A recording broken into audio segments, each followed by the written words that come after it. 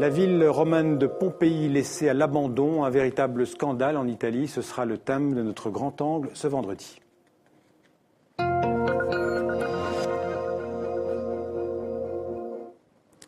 Le 24 août 1979, il y a près de 2000 ans, une éruption du Vésuve allait rayer de la carte la ville de Pompéi, près de Naples en Italie. Pompéi, c'est l'un des sites archéologiques les plus extraordinaires puisque la cendre de l'éruption a protégé et préservé la ville dans un état remarquable, en tout cas jusqu'à ces dernières décennies, puisque l'État italien n'entretient plus ce patrimoine. Le site de Pompéi a pourtant été classé par l'UNESCO comme patrimoine mondial en 1997. L'Union européenne a donné et donne encore beaucoup d'argent pour entretenir les bâtiments et les peintures murales de Pompéi. Mais l'incompétence politique et les détournements d'argent par la mafia, très puissante, vous le savez, dans la région de Naples, font qu'aujourd'hui, le site de Pompéi semble presque à l'abandon. D'abord, les images et le commentaire de David Gilbert. On en parle tout de suite après avec nos deux invités. C'était en novembre 2010, le monde archéologique était en émoi, l'un des murs de la caserne des gladiateurs de Pompéi venait de s'effondrer. L'un des joyaux de ce site archéologique 2 fois millénaire qui part en morceaux, de quoi tirer la sonnette d'alarme. C'est une honte. Toute la ville de Pompéi est dans cet état. Donc cette maison est juste un exemple de ce qui se pourra produire dans les années ou les mois qui viendront. Mais les coups de gueule à répétition des spécialistes n'auront pas suffi. Les détériorations se sont depuis multipliées sur le site classé au patrimoine mondial de l'humanité. Jusqu'à cet hiver, quand les conservateurs de la ville antique n'ont pu que constater l'écroulement d'un mur d'une des rues principales, ou lorsque du plâtre s'est détaché de la maison de la Petite Fontaine.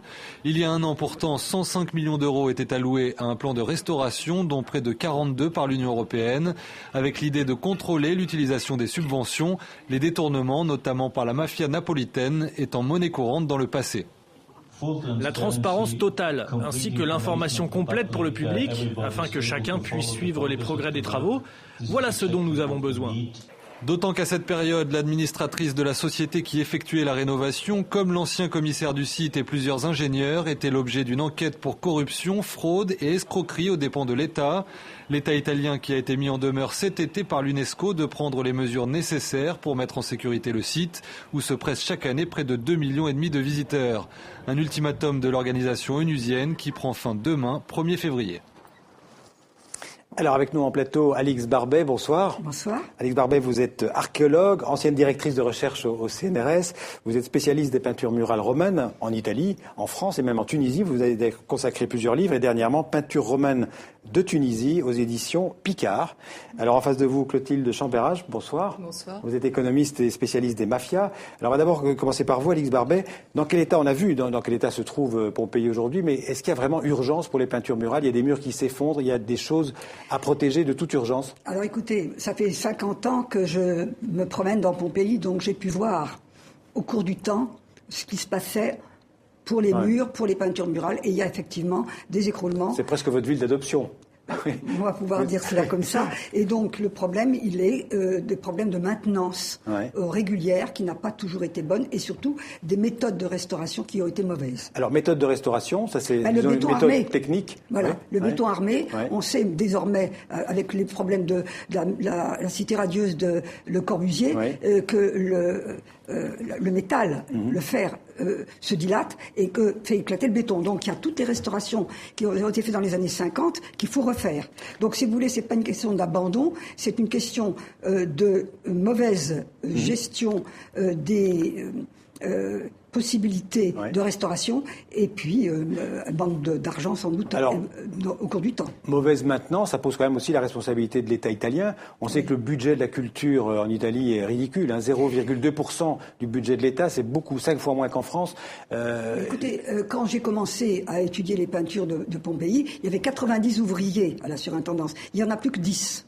Donc il est évident qu'une tuile manque, il n'y a personne pour la remettre. Mais donc il y a une responsabilité quand même de l'État italien, c'est indéniable. Il y a une responsabilité, je pense quand même, de ne pas avoir pensé qu'il fallait une maintenance régulière. Alors, il y a de l'argent tout de même, parce que l'Union européenne, je le disais tout à l'heure, elle donne de l'argent, et beaucoup d'argent, des dizaines... Elle donne 104 millions. Oui, 105 millions d'euros. C'est pas mal quand même, c'est pas rien. Et il y a quand même des compétences, parce que les Italiens sont les premiers à avoir su restaurer des peintures murales en créant le centre, l'Istituto Centrale del Restauro, qui était un modèle pour tous les pays européens. Donc, les compétences sont là, il faut savoir les utiliser. On dit souvent que l'Italie est un musée à ciel ouvert. C'est vraiment le pays où il y a le plus de richesses patrimoniales historiques et avec un budget ridicule. Donc avec Pompéi, c'est un musée à ciel ouvert et les touristes sont quelquefois responsables de certaines dégradations. Il y a 2 300 000 touristes chaque année qui visitent. Il y en a même 3 millions maintenant. Oui, alors c'est un peu les marchands du temple aussi, parce qu'il y a tous les vendeurs de souvenirs autour et alentour. Oui. Bon, il n'y a pas toujours le respect non plus de ces vieilles pierres. Bon, mais comment est-ce qu'on il faudrait éduquer les touristes, mais c'est du boulot, ça. Un des problèmes. Alors, il y a aussi le rôle de la mafia en Italie. On sait qu'elle est très présente dans cette région de Naples. Comment est-ce que la mafia parvient à s'infiltrer dans des chantiers comme celui de Pompéi, par exemple? Alors justement, la spécificité d'une mafia, c'est d'être présente à la fois sur des activités illégales et légales. Et avec Pompéi, on a un cocktail explosif. C'est-à-dire qu'il y a tout ce qui est illégal avec du vol, régulièrement sur le site de Pompéi, qui est quand même un site immense avec relativement peu de gardiens. Donc ça, c'est pas nécessairement la mafia, ça peut l'être, mais... Il y a la mafia aussi, parce que l'œuvre d'art, elle se vend très bien. Et ça, c'est depuis l'ouverture des fouilles sur le site de Pompéi, on sait qu'il y a ce problème de vol.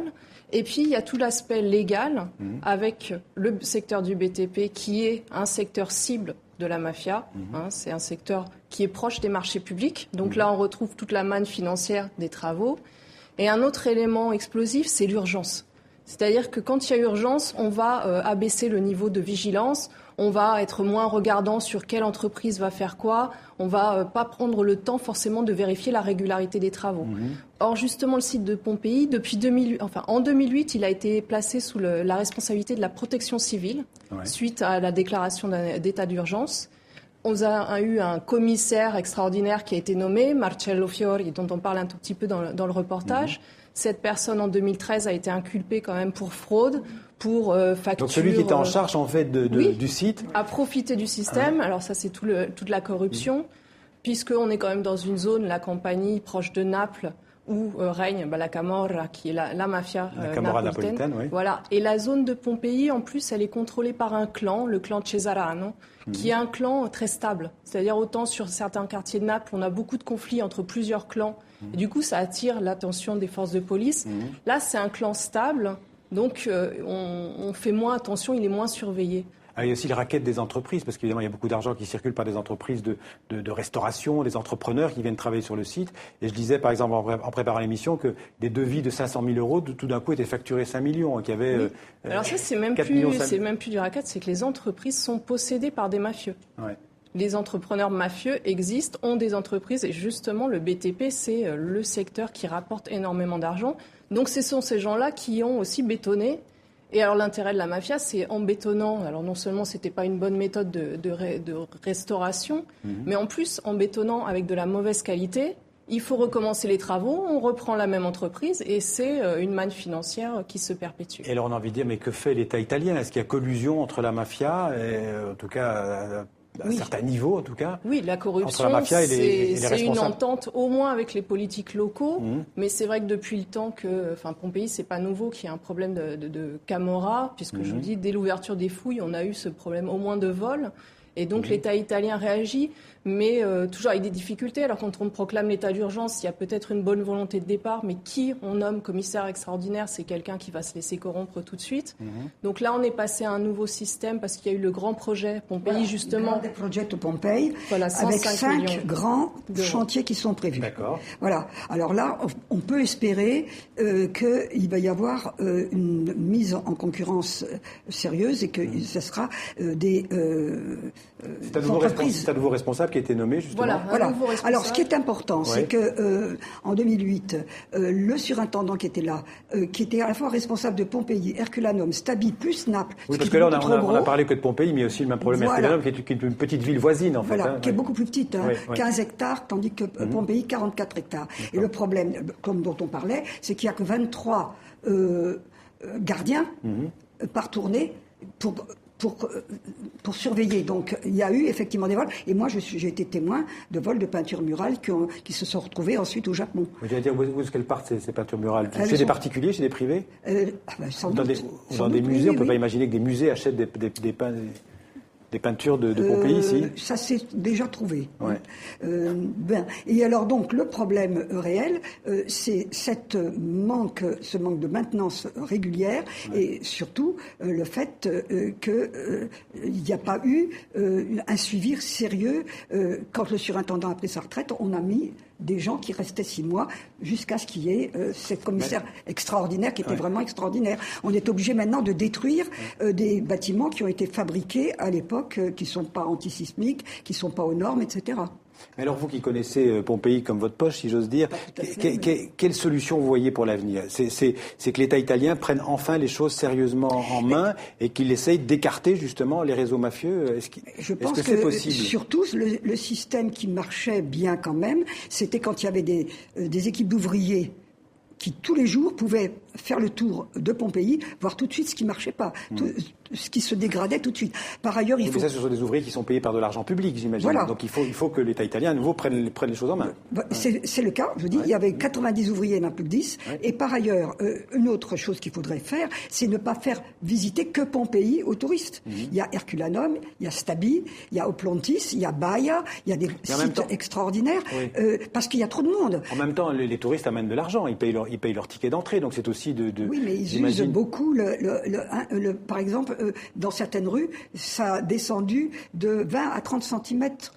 Donc on a retrouvé les canalisations qui sont sorties du sol. Alors on a cimenté. Donc on est en train d'essayer d'aménager Pompéi pour un flot de touristes trop important. On a parlé d'effondrement de plusieurs maisons, la maison la maison des gladiateurs, la maison du moraliste aussi, j'ai lu, il y a des murs qui se font. Est-ce qu'il y a encore d'autres maisons qui menacent de s'effondrer? Est-ce qu'il y a des urgences? Il y a eu d'autres effondrements, effectivement, mais le problème c'est que c'est une ville qui est sortie de terre il y a plus de 250 ans, 260 ans. Oui, au XVIIIe siècle, à milieu du XVIIIe. 1748 exactement. Voilà. Donc, il y a peut-être encore des découvertes à faire d'ailleurs à Pompéi. Mais heureusement qu'on ne fouille pas. Il y a les 2/5 de Pompéi qui sont laissés en réserve et il vaut mieux les laisser en réserve. Il y a 2/5 de la ville qui ne sont pas à jour. Qui ne sont pas fouillés. Oui. Alors une dernière question, il y a peut-être aussi une solution avec le mécénat privé. Il y a des bâtiments, de plus en plus de bâtiments, par exemple comme le Colisée à Rome ou la Fontaine de Trévi qui sont rénovés par des fonds privés. Est-ce que c'est une solution qui vous semble correcte? Alors c'est ce qui s'est passé à Herculanum, où Paccard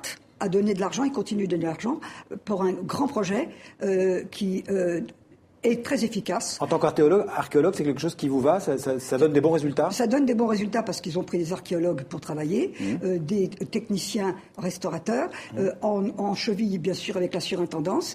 Et donc là, bien sûr c'est plus petit Herculanum, ils ont fait des résultats tout à fait remarquables. Notamment ils ont fouillé un égout qui permet d'abord d'apprendre plein de choses sur la façon dont vivaient les gens d'Herculanum, et puis surtout de le remettre en service, parce qu'il y a aussi un très gros problème qui est le drainage des eaux, qui a une catastrophe à Pompéi. Oui, et j'ai lu qu'aujourd'hui il y avait encore des orages terribles dans la région. Voilà. Donc, voilà, écoutez, merci beaucoup Alix Barbet. Merci Clotilde Champérage d'avoir été nos invités ce soir donc pour parler de la situation en Pompéi. Merci beaucoup.